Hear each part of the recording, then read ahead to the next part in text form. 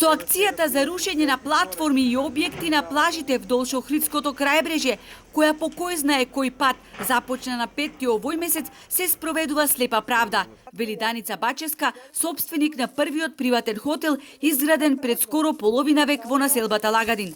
Крајно револтирана, таа ја приложи целокупната документација, која датира од 1972 година, а согласно која во рамки на локацијата на објектот им се одобрува на плажата да постават шанкови и друга урбана опрема, со цел, како што пишува во решението, да даваат угостителски услуги на патниците кои ќе се движат на потегот од Охрид до Свети Наум. Но и покрај валидната документација која ја поседуваме и покрај жалбите кои ги поднесовме до надлежните институции, од општината добивме решение за рушење, вели Бачевска.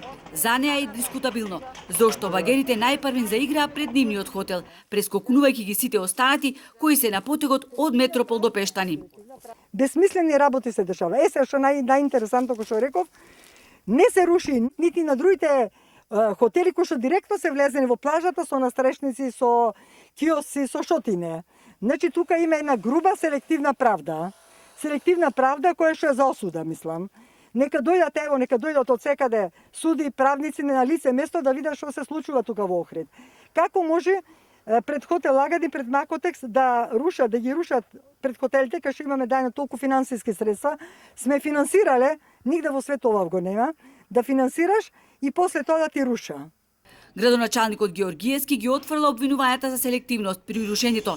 Имале собствена динамика, вели, и најдосно до 20 јуни ќе го исчистиле крај од дивоградби. Сите плажи или објекти на плажите кои што биле порано издавани со концесиски договори се со изминати договори, сите тие се со решенија за отстранување, никој од нив ова лето не смее да продолжи да обавува дејност затоа што едноставно станува збор за узурпација на државна земја. Поради ова, тврди Георгиевски, општината нема да им дозволела да работат, иако на најатрактивните локации во срцето на Охрид има објекти кои работат со полна пареа, услужувајќи ги гостите на платформите кои со десетици метри навлегуваат во езерото. Што се однесува пак на градиште, каде на 36 локации во строго заштитен појас на автокампот се врши узурпација на земјиштето на кој се прават објекти од цврста градба со поставување на така наречени контејнер куки, и денес не добивме одговор од општината што се случува таму и дали инспекцијските служби излегле на терен и што констатирале.